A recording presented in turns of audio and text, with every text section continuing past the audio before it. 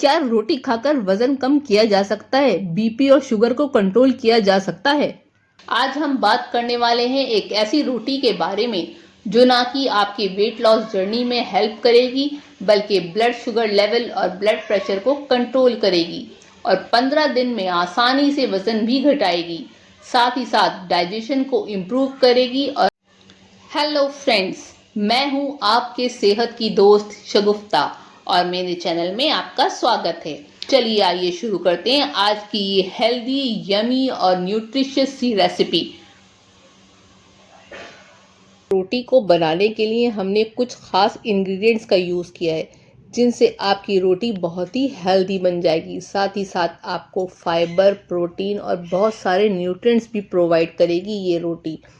Overall बात करूं तो ये रोटी आपको 15 दिन रेगुलर खाने से 7 से 8 किलो वज़न आसानी से कम कर सकते हैं। इस वीडियो को मैंने आपकी आसानी करने के लिए 3 हिस्सों में डिवाइड किया है। सबसे पहले हम इसके इंग्रेडिएंट्स को समझेंगे कि हम क्या क्या इस रोटी को बनाने में यूज़ कर रहे हैं और उनके क्या क्या फ़ायदे हैं। दूसरे पार्ट में हम सीखेंगे कि इस रोटी को कैसे यूज़ करना है और तीसरे पार्ट में हम ये जानेंगे कि कौन कौन सी प्रिकॉशंस और कौन कौन से और स्टेप हम आगे ले सकते हैं जिनसे हमारी वेट लॉस जर्नी में हेल्प हो सकती है। इस रोटी को बनाने के लिए सबसे पहले मैंने ले लिए हैं फ्लैक्स सीड्स। इन्हें आप अलसी के बीज के नाम से भी जानते हैं। अलसी के बीज एक सुपर फूड हैं जो ओमेगा 3 फैटी एसिड से भरे हुए होते हैं। ओमेगा 3 फैटी एसिड्स हमारी हार्ट हेल्थ के लिए बहुत ज़रूरी होते हैं। फ्लैक्स सीड्स हमारी भूख को कंट्रोल करता है, जिसकी वजह से आप अपना पेट भरा हुआ महसूस करते हैं और बार बार खाने की वजह से ओवर ईटिंग से बच सकते हैं। इन अलसी के बीज को, फ्लैक्स सीड्स को मैं पहले तवे पे हल्का हल्का रोस्ट कर लूँगी। आप चाहें तो एक अच्छी क्वांटिटी में इन अलसी के बीज को इस तरीके से तवे पर सेक कर रख लीजिए और जब भी ज़रूरत हो आप अपनी रेसिपी में इसे शामिल कर सकते हैं।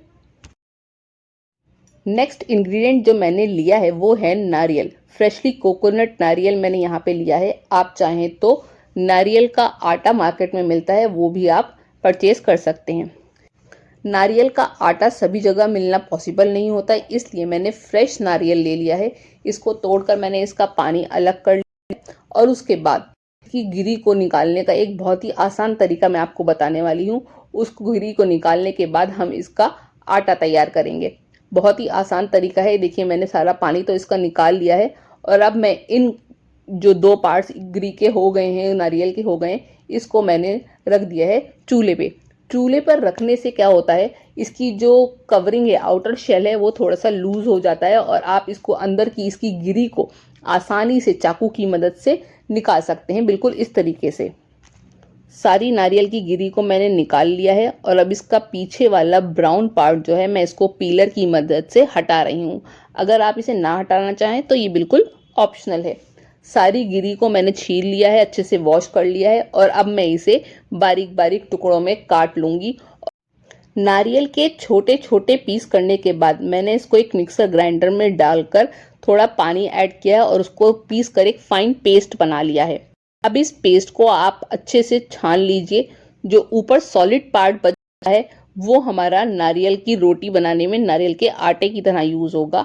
बाकी लिक्विड को हमने फिर से एक बार मिक्सर में चर्न कर लिया है और ये हमारा कोकोनट मिल्क तैयार हो गया है। होममेड कोकोनट मिल्क तैयार है।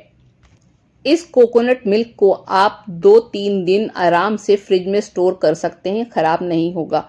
आप चाहें तो इसे बच्चों को शेक बनाकर दे सकते हैं, स्मूदी में यूज कर सकते हैं।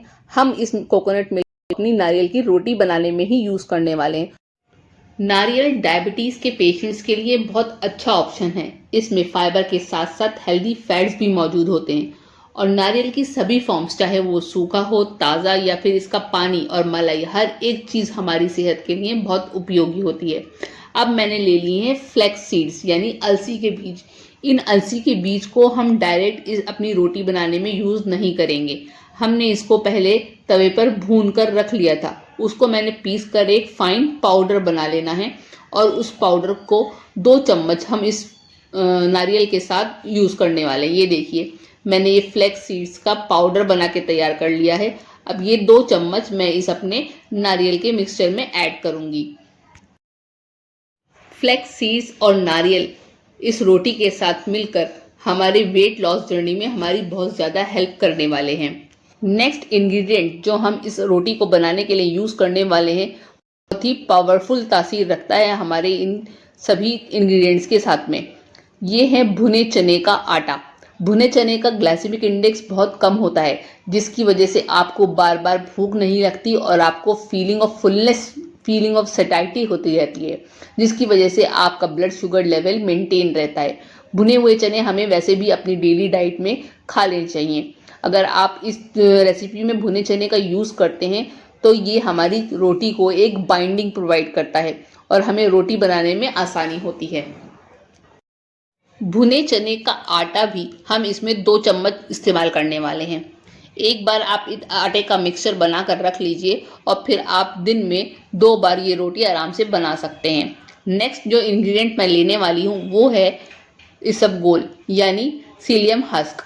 इसबगोल आप किसी भी ब्रांड का ले सकते हैं, मेरे पास ये अवेलेबल था इसलिए मैंने इसको यूज़ किया है।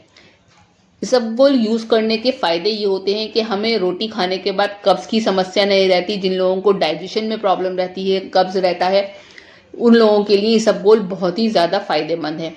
1 से 1.5 चम्मच के करीब इसमें इसबगोल यूज़ किया है। इसबगोल यूज़ करने से हमारी रोटी जो है वो बहुत सॉफ्ट बनी और इसबगोल में प्रेजेंट नेचुरल फाइबर हमें हेल्प करेगा इजी डाइजेशन में। अब इन सभी इंग्रेडिएंट्स को हमें अच्छे से मिक्स कर लेना है। इन सभी न्यूट्रिएंट से मिलकर बनने वाली रोटी हमारे लिए बहुत ही ज़्यादा हेल्दी होती है। इसमें फाइबर बहुत ज़्यादा मौजूद होता है जो कि डायबिटीज़ के मरीज़ों के लिए बहुत ही ज़रूरी न्यूट्रिएंट होता है। पाचन को, डाइजेशन को दुरुस्त रखने के साथ साथ ही वज़न को कंट्रोल में रखता है।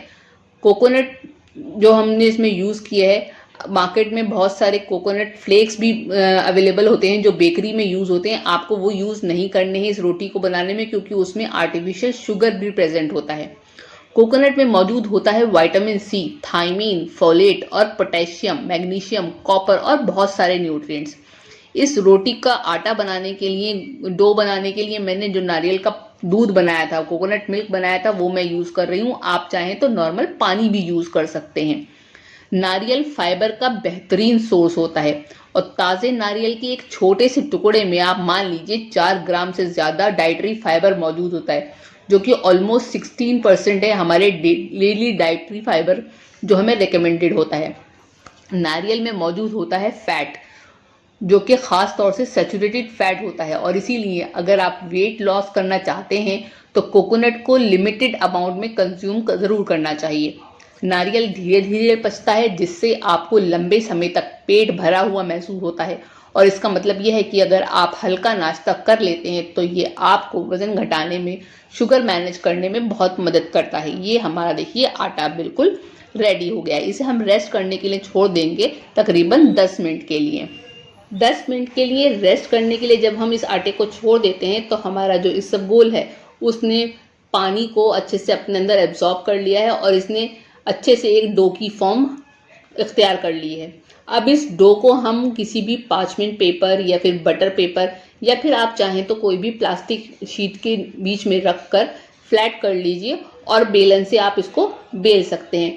कभी कभार इसको बेलने में थोड़ी दिक्कत आती है, शेप अच्छी नहीं होती है, तो आप उसकी फिक्र ना करें। उसके लिए भी मैं आपके लिए एक ट्रिक लेकर आई हूँ कि आपकी रोटियां बिल्कुल एक ही शेप की गोल किस तरीके से बन सकती हैं।